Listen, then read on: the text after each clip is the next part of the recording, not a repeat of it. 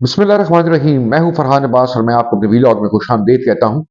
पाकिस्तान और इंडिया की जंग के बारे में बड़े सारे प्रोपेगेंडा चल रहे हैं, बड़ी सारी फेक न्यूज़, बड़ी सनसनी फैलाई जा रही है।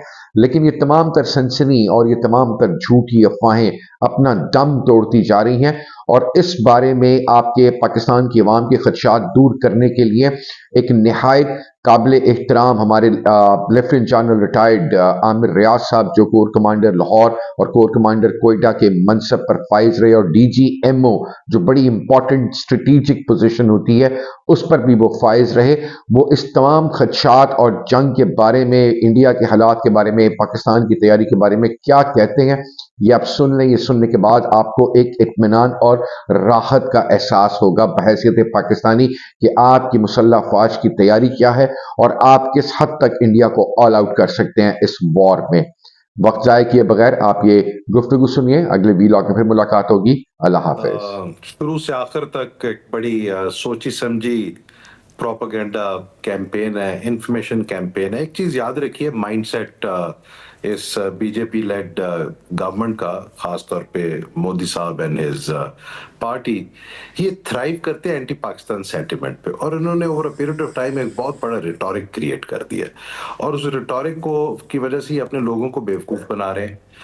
आए थे 6-7 की रात को, आपको मालूम है पाकिस्तान के responses were prepared and Pakistanis took down their 5 aircraft. In fact जो उनका सबसे बेहतर जहाज है जिस पे बड़ी प्राइड लेते थे वो, अगर आपको याद हो कि 2019 के बाद एक तकरीर में मोदी साहब ने कहा था कि अगर हमारे पास राफेल होते तो सिचुएशन फर्क होती। तो इस दफा वो राफेल भी लेके आए थे, तो but the situation was even worst. So that speaks of the professionalism, the capability, and obviously Allah's blessing.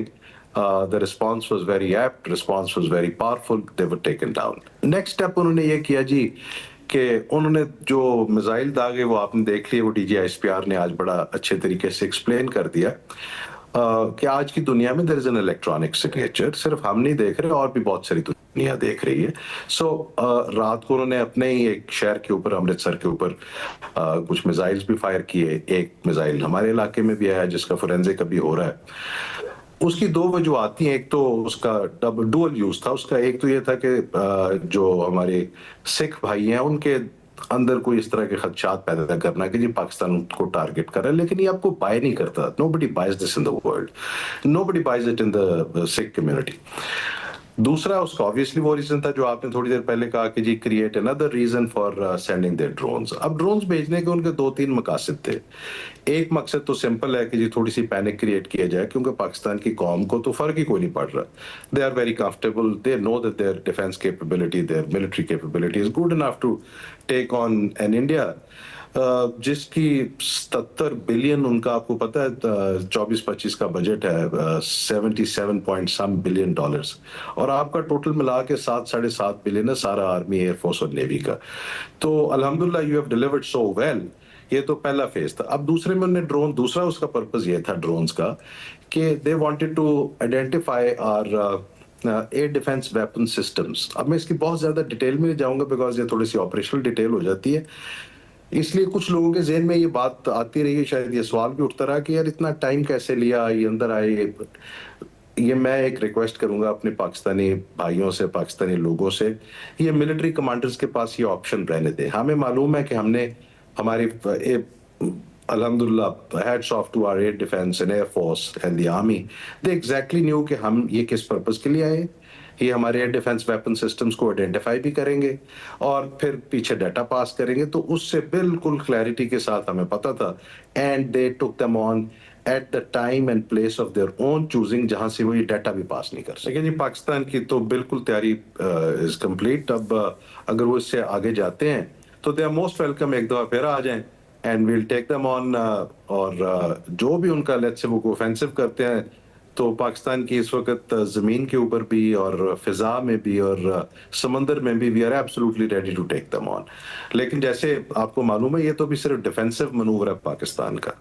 अभी पाकिस्तान का ऑफेंसिव मनूवर जाना है, वो किस शेप में, किस फॉर्म में, किस क्वांटम के साथ जाना है, that I will not discuss है। वो ऑब्वियसली मिलिट्री को कोशिश तो जरूर करेंगे। एक दफा जब वो आएंगे अंदर तो फिर पता चलेगा। उसके लिए बहुत मैसिव फोर्स चाहिए उनको, and they will have to cross Pakistan airspace in very large numbers. और उसमें से भी मैं आपको ये यकीन के साथ कह सकता हूँ, not many will return to India.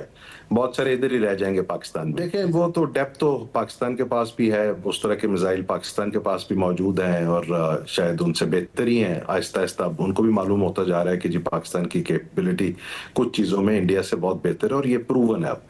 तो पाकिस्तान के एयर बेसिस को या मिलिट्री इंस्टॉलेशंस को टारगेट करने की कोशिश तो ज़रूर की जा सकती है, लेकिन उसका जवाब जो है वो फिर सिर्फ यहाँ तक डिफेंसिव रिस्पांस तो नहीं रहेगा, वो तो फिर बहुत quickly it will turn into a full scale war.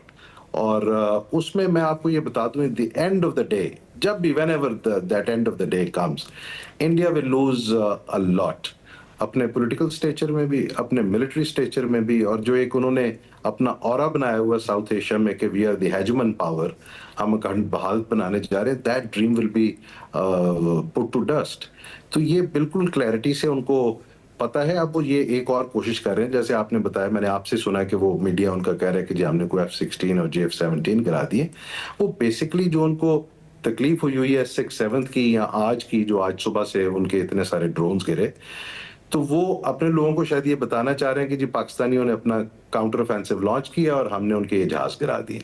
तो वो ये फिल्म तो बन सकती है, बट रियलिटी में ऐसा नहीं। और ये मैं आपको बता सकता हूँ कि इंडियन मिलिट्री को रियलिटी बिल्कुल क्लियरली पता है, और ये रियलिटी बहुत देर तक छुपेगी नहीं है, इंडिया के बाकी लोगों को भी पता चल जाएगी।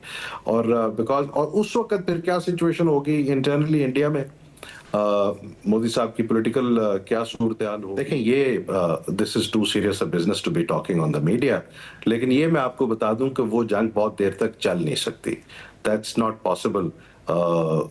मैं पहले भी किसी जगह कहा है कि that is absolutely not acceptable to anybody in the world. और ये all out war between two nuclear states is a non starter, and I am sure ये जो अभी थोड़े से इंटरनेशनल कम्युनिटी नहीं कभी थोड़ा सा इंडिया की तरफ से आंख बंद कर लेती है कि they are allowed to do something even if they are wrong and all, वो ऐसा नहीं हो सकता, उसके बड़े सीरियस कॉन्सिक्वेंसेस। ये तो उनका नैरेटिव बड़ा पुराना है, बिकॉज दे आर, वो हमेशा से ये कोशिश करते हैं कि किसी तरह से स्पेस रहे कन्वेंशनल वॉर की। लेकिन अब प्रॉब्लम उनको एक और आ रही है, कन्वेंशनल वॉर में भी उनको ये अब मालूम पड़ता जा रहा है कि कन्वेंशनल वॉर में भी शायद पाकिस्तान को उस जगह तक वो नहीं ले जा सकेंगे, और एंड मुमकिन है कि कन्वेंशनल वॉर का एंड पाकिस्तान के फेवरेबल नोट पे हो। ये उनको अब पता लगना शुरू हो गया है। सो देयरफॉर ये तो पुराना उनका नैरेटिव है कि जी नहीं, वो there is a space for war और हम ये वॉर अपनी फेवर में एंड करेंगे। I don't think so that is going to happen even convention. वो रिटोरिक है, जरूर वो लॉन्च कर सकते हैं ऑफेंसिव, बट मैं आपको ये यकीन दिला सकता हूँ कि आपकी जो डिफेंसिव और ऑफेंसिव कैपेबिलिटी है, बहुत जल्दी the war will go into the Indian territory. और ये उनको पता है, जो उनके मिलिट्री कमांडर्स हैं वो इस चीज को समझते हैं। और there is a level of stupidity to which the world can handle it. उसके बाद दुनिया इसको हैंडल नहीं कर सकती, कोई भी हैंडल नहीं कर सकता, इंडिया के अंदर लोग नहीं हैंडल कर सकेंगे इसको।